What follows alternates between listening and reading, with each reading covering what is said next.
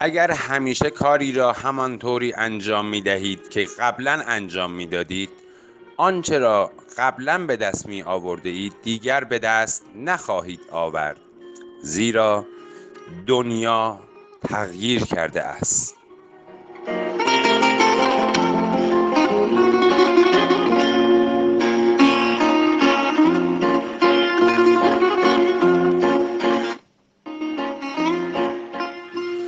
درود بر همراهان عزیز.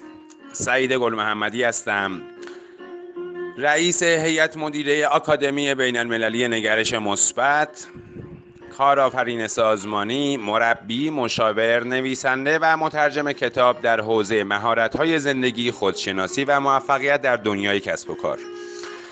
توی این فایل صوتی قصد دارم راجع به یکی از موضوعات خیلی مهمی در زندگی صحبت کنم به نام تغییر. مطلبی که حالا میخوام توی این پادکست اشاره کنم برگرفته شده از کتابی هست به نام تغییر شهامت میخواهد. این کتابی هستش که با حکایات، مطالب و تجربیات فردی خودم در سفرهایی که به نقاط مختلف جهان و یا شهرهای مختلف کشورمون داشتم توش آوردم، ولی مطالبی که در رابطه با موضوع تغییر هست و اینکه اصلا تغییر چیه، تحول چیه، و توی فایل های صوتی قبلیمون هم به موضوع تحول پرداختیم، تحول درون. و عرض کنم که توی این پادکست یک حکایتی رو قصد دارم بیارم بخونم. در واقع این کتاب تغییر شهامت میخواهد الان در دست چاپ هست و به زودی توسط انتشارات نسل نواندیش منتشر خواهد شد. عرض کنم خدمتتون که این حکایت رو از یکی از خاطراتی که مربوط به دورانی میشه که به شهر زیبای رامسر میرفتم انتخاب کردم. یعنی اونجا این حکایت نوشته شده، یه شب تقریبا پاییزی بود نوشته شد. خب عنوان حکایت اینه: روزگار تغییر کرده است. کوه پریان تکه‌ای از بهشت است که از آسمان به روی زمین افتاده است. دامن سبز و پرچین و چروک کوه تا ساحل زیبای رامسر گسترده شده است. جاده‌ای باریک همچون نیلوفری عاشق به دور تن عریان کوه میپیچد و تا بلندای قله اوج میگیرد. هنگامی که به نزدیکی‌های قله کوه پریان میرسی، انگار سقف آسمان را شکافته و به آن سوی هستی راه یافته ای. آنجا دیگر فرشتگان تصاویر گنگ و مبهم قصه های کودکان نیستند، بلکه موجوداتی واقعی هستند که از نفس به آدمی نزدیکترند. سپیدی بالهای حریریشان در لابلای ابرهای سپید اشوه‌گری می کند، آنگونه که می تواند ساعتها نگاهتان را بدزدد. در آغوش فرشتگان آنچنان آرامشی روحتان را در بر می گیرد که تنها زمانی به خود می آیی که دیگر خورشید در افق به خواب رفته است. از سالهای دور تا اکنون هر بار که به کوه پریان می روم در کلبه‌ای جنگلی اقامت می کنم که متعلق به پیرمردی به نام بابا علی است. او مردی لاغرندام و قوی است، در ظاهر کمی عصبی و بد اخلاق به نظر می رسد، اما درونش مردی حساس و شکننده پنهان است. بابا علی زمینی برای کشاورزی ندارد تا خرج خانواده‌اش را تأمین کند. کار پیرمرد این است که از شهر وسایل مورد نیاز مردمان و کسبه روستا را فراهم کند. او بیش از 50 سال به این کار سرگرم بوده است. بابا علی الاغ پیری دارد که به گمانم آخرین بازمانده کشتی نوح باشد. 10 سال پیش که برای نخستین بار بابا علی را دیدم، او و الاغش هر دو تقریبا سرحال و رو به راه بودند. پیرمرد سوار بر الاغ سفیدش میشد و برای خرید به شهر میرفت. زمانی که از دور او را میدیدی گویی ناپلئون بناپارت سوار بر اسبی سپید به مصاف دشمن میتازد و با غرور و شهامت صفوف دشمنان را میشکافد. از آن زمانهای دور تا اکنون هر بار که آنجا میروند ماجرایی رخ داده است. زمانی شاهد بودم که بابا علی پیاده در جلو حرکت میکند و الاغ نجیبش و الاغ نجیبش با بار سنگینی که بر پشتش نهاده بود از پیش می آمد. چند سالی که گذشت الاغ آنچنان پیر و ناتوان شده بود که دیگر نمی توانست باری سنگین حمل کند و فقط همراه و همدم آرام و خاموش بابا علی شده بود. روزی به بابا علی گفتم که چرا به جای الاغش از یک وسیله نقلیه موتوری مانند موتورسیکلت استفاده نمی کند و او در حالی که می کوشید خشم خود را پشت پوزخندی تلخ پنهان کند رو به من کرد و گفت: آقا سعید، من آنقدر از این الاغ مراقبت می کنم که نیازی به چیزی دیگر ندارم و با همین الاغ روزگارم را سپری می کنم. زمانی می گذشت و روزگار تغییر می کرد، اما بابا علی بی هیچ تغییری در زندگیش روز و شب می گذراند. گاه می توان با بهبود بخشی به یک چیز آن را کمی بهتر کرد و البته اغلب باید همین کار را نیز انجام داد. اما عزیزان، گاهی لازم است چیزی را تغییر دهیم و آن را جایگزین چیزی دیگر کنیم. در این هنگام احمقانه ترین کار ممکن این است که به جای استقبال از آینده با ترس به سوی گذشته فرار کنیم و در آنجا پنهان شویم و پیوسته به وصل پینه کردن آن چیزی بپردازیم که باید خود را از شر آن خلاص کنیم. زمانه به سرعت در حال تغییر بود و با شتاب راهش را به سوی آینده باز می کرد، اما بابا علی همچنان به گذشته چسبیده بود و گمان می کرد با تعویض نعل الاغش یا تهیه پالانی نو می تواند از شتاب تغییرات بکاهد و برای همیشه در همان سرزمین امن گذشته بماند. اما فاجعه از راه رسید و همچون طوفانی سهمگین گهواره امن بابا علی را ویران کرد. جوانی که به تازگی از خدمت سربازی بازگشته بود به کمک دوستان و آشنایانش یک موتورسیکلت رکس دست دوم خرید و شروع به رقابت با علی بابا کرد. وقتی پیرمرد شنید که جوانی گستاخ پای او گذارده است، با تمسخر گفته بود که جوانک به زودی از کرده اش پشیمان می شود، زیرا هیچ کس حاضر نیست به او سفارش دهد و همه روستا و ساکنانش فقط به او اعتماد دارند.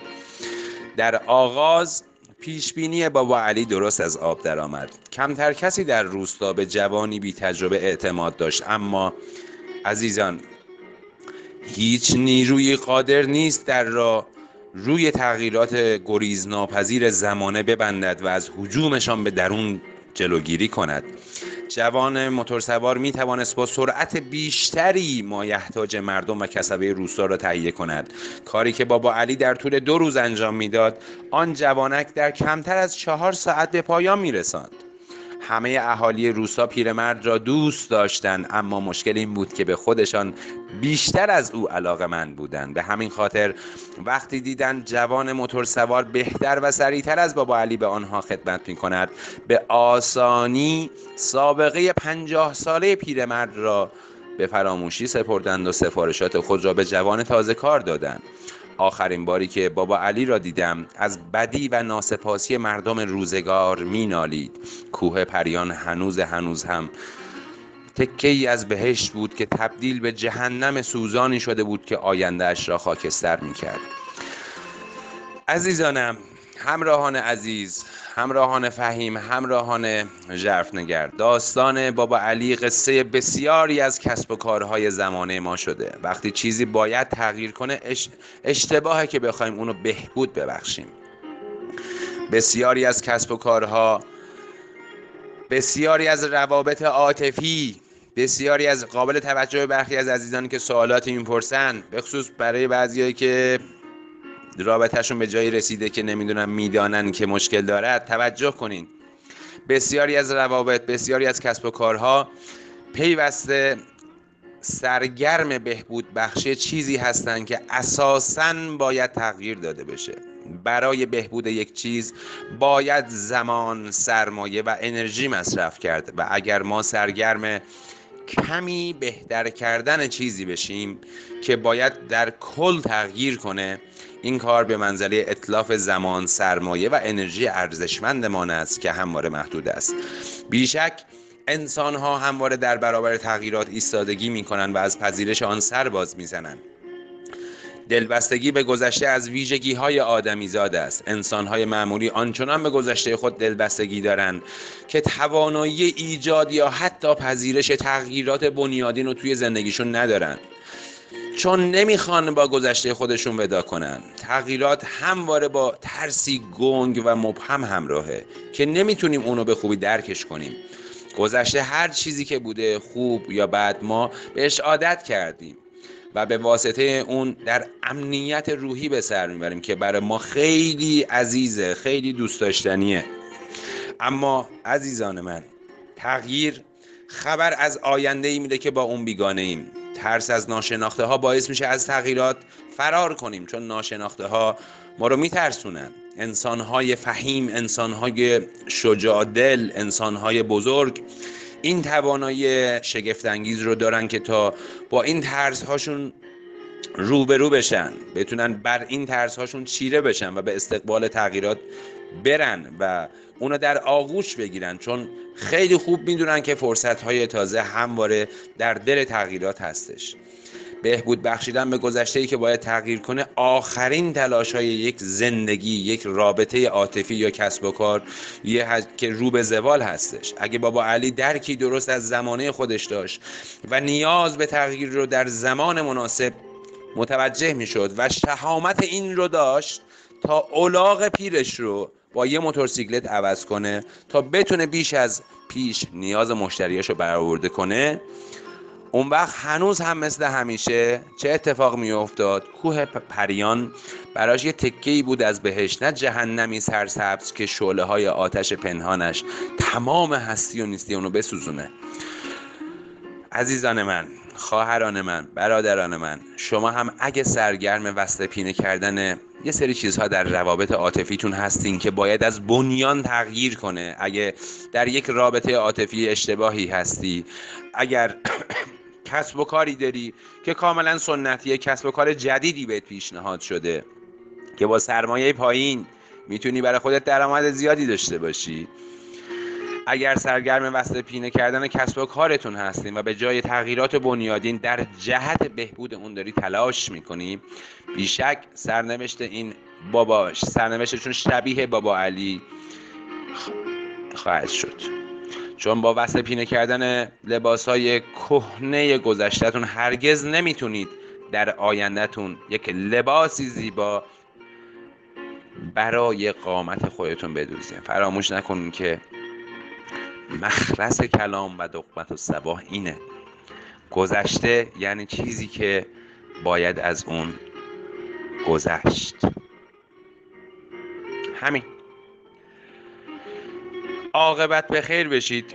برای دانلود فایل های صوتی بیشتر، فایل های تصویری بیشتر از بنده میتونید به وبسایت رسمی بنده به آدرس negarish21.com یا آدرس nimkilo.com مراجعه کنید. نیم کیلو با 2 تا او هستش. عزیزم، ما فایل PDF کتاب طلاکوب رو هم در وبسایت رسمیمون گذاشتیم که این کتاب خلاصه ای هست از بیشتر کتاب هایی که بنده تالیف کردم.